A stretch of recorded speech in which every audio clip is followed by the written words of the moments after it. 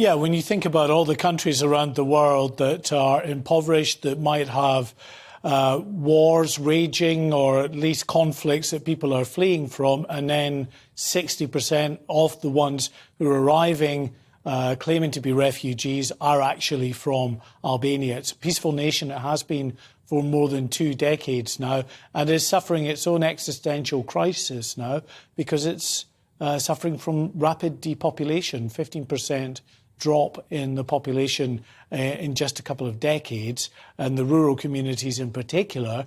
Young people are just upping sticks, leaving that country, and of course many of them, as we know now, coming to the UK. We've got some figures that can put perhaps a bit of sobering context into what we're seeing out in the Channel. So 23,500 people have arrived in small boats so far this year. Now that compares, of course, to 28,500 for the whole of last year. And it's actually even more than 23,500, Tom, because they're arriving all the time. Just in the last few hours, hundreds more have arrived. It's up about 23,800.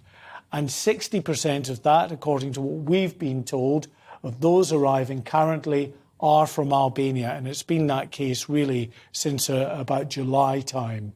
And that means that so far this year, more than 6,000 people who have crossed the English Channel are Albanians. But as I say, the figures are changing all the time because with every boat that comes, the likelihood is the majority on that boat are from Albania. Now, just to give that some context, just 2 years ago, in 2020, only 50 people who were pulled off small boats in the Channel were from Albania. So this could really be driving this enormous increase that we've seen, because we know, of course, this year so many more people have come than from previous years. It's so curious, though, that this is from Albania. The British Empire never ruled Albania. It's not a country that has many links or familial connections to the United Kingdom. Now, a lot of people argue that the reason why a lot of people try and come to the United Kingdom rather than France or Germany or other countries, rich countries in Europe, is because they have family connections to the United Kingdom, because through the legacy of empire or anything else, people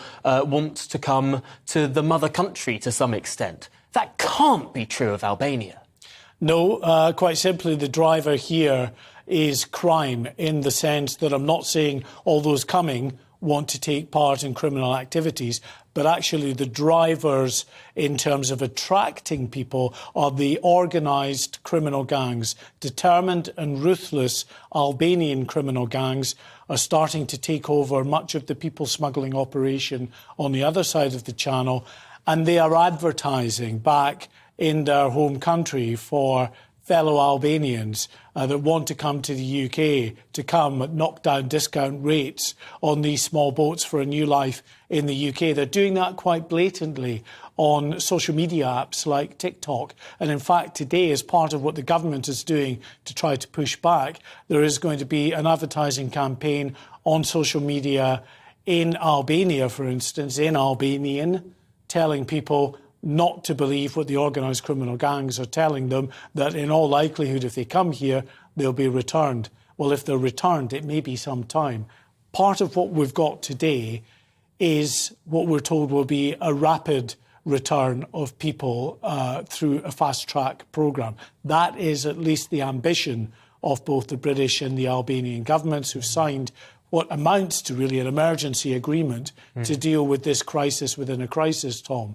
And so they'll be assessed, these people, and then hopefully within 2 to 3 weeks, the plan is to get them on a plane. But nothing is ever straightforward, and we know that the lawyers will challenge many of these refusals if that's what is the outcome.